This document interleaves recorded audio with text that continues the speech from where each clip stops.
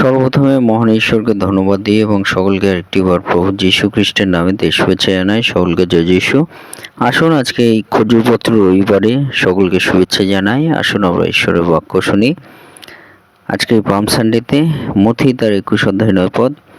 আর যে সকল লোক তাহার অগ্রপশ্চাৎ যাইতেছিল তাহারা চেঁচাইয়া বলিতে লাগিল, হোসান্না দাউদ সন্তান, ধন্য যিনি প্রভুর নামে আসিতেছেন, ঊর্ধ্বলোকে হোসান্না। ঈশ্বর বাক্যে আমাদের প্রত্যেককে আশীর্বাদযুক্ত করুন, আমেন। স্বর্গপিতা প্রেমময় প্রভু, তোমার মহানামে ধন্যবাদ করি, প্রশংসা করি, গৌরব দিই প্রভু। আজকে এই সুন্দর দিন, নতুন দিন তুমি দিয়েছো প্রভু, আর এই দিনে তোমার চরণতলে আমাদের জীবনকে সমর্পিত করি। আর পিতা, প্রার্থনা করি প্রভু, তোমার আত্মায় তুমি আমাদেরকে চালাও, আমাদের সঙ্গে সঙ্গে থাকো, সমস্ত ভার তুমি নাও, এবং প্রভু তোমার যে বাক্য শোনার সুযোগ করে দিয়েছ সে বাক্যের মধ্যে দিয়ে তুমি আমাদের জীবনে কথা বলো, সঙ্গে থাকো। প্রার্থনা প্রভু যীশু খ্রিস্ট নামে চাই, আমেন। জয় যীশু, জয় যীশু। আজকে আমরা দেখি যে পিতা ঈশ্বর তিনি এই বাক্যে আমাদেরকে বলতে চান যে পিতা ঈশ্বর তিনি বলতে চান যে আমরা যেন সেই সদাপ্রভু, সেই প্রভু যীশু, তাকে আমরা হোসান্না বলে আমরা তার গৌরব মহিমা আমরা করি। কারণ প্রভু যীশু তিনি প্রথমে কি করছেন? প্রভু যীশু তিনি প্রথমে সেই মাউন্ট অলিভ যে পর্বত আছে সেইখানে তিনি তার শিষ্যদের সঙ্গে তিনি কথা বলছেন। এবং তারপরে আমরা দেখি যে প্রভু যীশু তার দুজন শিষ্যকে বললেন যে আমার জন্য একটা গাধা তোমরা তোমাদের সেই প্রতিবেশী সেই গ্রাম সেখান থেকে নিয়ে আসবে।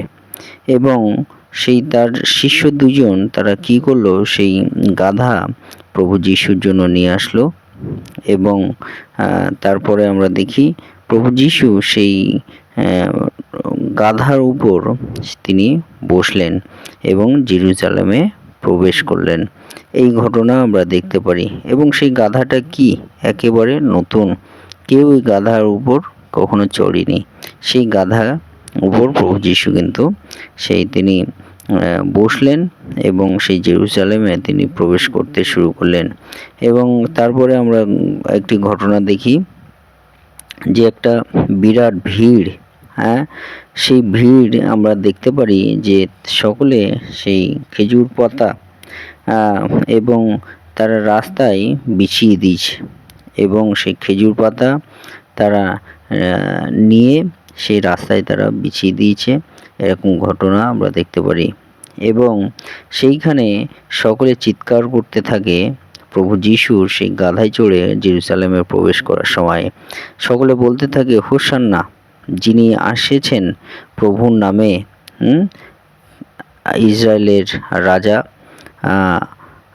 হোসান্না, হোসান্না বলে প্রভু যীশুকে স্বাগত জানানো হচ্ছে। এবং তার শিষ্যরা কিন্তু এই বিষয়টি তারা অনুভব করতে শুরু করলো যে সকরীয় তার 9 অধ্যায় 9 পদে এই বিষয়টি লেখা আছে যে একজন তিনি তার নামেতে, সদাপ্রভুর নামেতে তিনি আসবেন, এই বিষয়টি লেখা আছে এবং হোসান্না বলে তার প্রশংসা করা হবে। আর তার শিষ্যরা কিন্তু এই বিষয়টি তারা অনুভব করলেন। আমরা বাক্যের মধ্য দিয়ে প্রভু যীশু সেই জেরুজালেমে গাধায় চড়ে যখন তিনি প্রবেশ করছেন তা পূর্ণতা হতে দেখতে পেলেন। তার শিষ্যরা তারা সেটি কিন্তু অনুভব করলেন এবং তারা তাদের জীবনে অভিজ্ঞতা পেলেন। এবং তারপরে আমরা দেখি প্রভু যীশু তিনি কি করেন, তিনি কিন্তু সেই জেরুজালেমে প্রবেশ করছেন। এবং সেই সময় ফরিসিরা কিন্তু প্রভু যীশুকে অনুসরণ করলো। তারাও যারা জ্ঞানী মানুষ জেরুজালেমে, তারাও কিন্তু প্রভু যীশুকে অনুসরণ সেই সময় করলো। তার সেই বিজয় যাত্রার মধ্যে দিয়ে। এবং তারপরে আমরা দেখি প্রভু যীশু তিনি জেরুজালেমে প্রবেশ করেন এবং তিনি সেই মন্দিরে, জেরুজালেম মন্দিরে সম্মুখে তিনি আসেন। এইটি হলো পাম সানডে বা খজুরপত্র রবিবার দিবস হিসাবে আমরা এই একটি বিষয় কিন্তু প্রভু যিশুর এই আগমনের মধ্য দিয়ে আমরা দেখতে পারি। হালেলুয়া। তাই এই মধ্য দিয়ে সকলে প্রভু যিশু নামেতে যে হোসান্না হোসান্না বলতে থাকলো, এই যে হোসান্না, এই হোসান্না বলার মধ্য দিয়ে এই হোসান্না মানে কি, যদি আমরা এই বিষয়টি আমরা দেখি যে সকল লোক তাহার অগ্রপশ্চাৎ যাইতেছিল তারা চেঁচাইয়া বলিতে লাগিল, হোসান্না দাউদ সন্তান, যিনি প্রভুর নামে আসিতেছেন ঊর্ধ্বলোকে হোসান্না। তাই হোসান্না বলে যে প্রভু যিশুকে গৌরব বা প্রশংসা করা হচ্ছে। এই হোসান্না বলতে আসলে কি, তার মানে কি, সেই বিষয়টি কিন্তু আজকে আমরা আলোচনা করি ছোট করে, যে এই হোসান্না বলতে ঈশ্বরের গৌরব হোক, যেন আমরা ঈশ্বরকে গৌরব করি, ঈশ্বরকে আমরা প্রশংসা দিই। আমরা যেমন গান করার মধ্য দিয়ে, প্রার্থনার মধ্য দিয়ে আমরা ঈশ্বরকে প্রশংসা দিই, ঈশ্বরের বাক্য পাঠ করার মধ্য দিয়ে যখন আমরা বিশ্লেষণ করি তখন আমরা ঈশ্বরকে প্রশংসা দিই। অর্থাৎ আমরা ঈশ্বরকে, আমাদের প্রভু যিশুকে যেন আমরা হোসান্না বলে আমরা প্রশংসা দিই, এটা যেন আমরা বন্দনা করি। বেদেশ্বর সেই বিষয় কিন্তু এই হোসান্না মধ্য দিয়ে আমাদের বলতে চান। এবং 2 নম্বর বিষয়, হোসান্না মানে আমরা প্রার্থনা করি। আমাদের প্রার্থনা কি? সকল মনুষ্যদের প্রার্থনার বিষয় হলো যেন আমরা উদ্ধার পাই। শেষ জীবনে যখন যাদের বয়স হয়ে গেছে তারা কিন্তু যে কোনোভাবেই হোক, কোনো না কোনোভাবে তারা কাউকে ডাকছেন। কেন? কারণ তারা বুঝে গেছেন যে আমাদের এই দেহ আর বেশি দিনের নয়, কিন্তু আমাদের এই আত্মা সেটা কিন্তু অবিনশ্বর। তাই এই আত্মাকে রক্ষা করার জন্য অবশ্যই আমাদের কাউকে না কাউকে আমাদের ডাকতে হবে। যারা প্রভু যিশুকে চিনেছেন তারা ডাকছেন, যারা চেনেনি তারা অন্যভাবে তারা ডাকছেন। কিন্তু সেই উদ্ধার, আমাদের সেই প্রার্থনা করার জন্য যে উদ্ধার, সেই উদ্ধার আমরা যিশু থেকে আমরা পাই। সেই বিষয়টি কিন্তু এই হোসান্নার মধ্যে দিয়ে প্রকাশ পায়।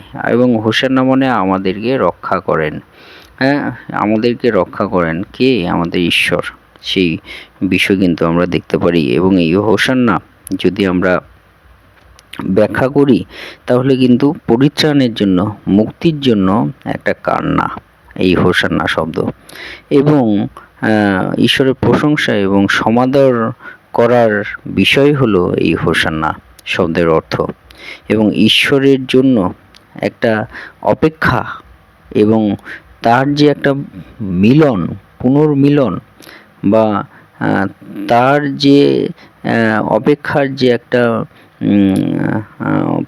শেষ প্রাপ্তি, হ্যাঁ, বা আমাদের অপেক্ষা শেষ এবং আমরা যা পাওয়ার সেটা আমাদের সম্মুখে এসে উপস্থিত। তিনি হলেন যীশু খ্রিস্ট, যিনি আমাদের উদ্ধার করবেন, রক্ষা করবেন। তার যে অপেক্ষা, শেষ সময় বা সে অপেক্ষার পূর্ণতা, সেটার অর্থ কিন্তু এই হোসান্না। তাই ঈশ্বর, পিতা ঈশ্বর আমাদেরকে এই বাক্যের মধ্য দিয়ে বলেন যেন আমরা প্রতিনিয়ত আমাদের জীবনে আমরা হোসান্না বলি, পিতা ঈশ্বরকে আমরা ডাকি, তার কাছে আমাদের পরিত্রাণের জন্য আমরা যেন প্রার্থনা করি এবং তার প্রশংসা আমরা যেন করি। পিতা ঈশ্বর সেই বিষয় আমাদেরকে বলতে চান। তাই আসুন আমরা সেই পিতা ঈশ্বর প্রভু যিশুর চরণতলে আমাদের জীবনকে সমর্পিত করি, তার গৌরব মহিমা আমরা করি। ঈশ্বর তার বাক্যে আমাদের প্রত্যেককে আশীর্বাদ যুক্ত করুন। আমেন। জয়।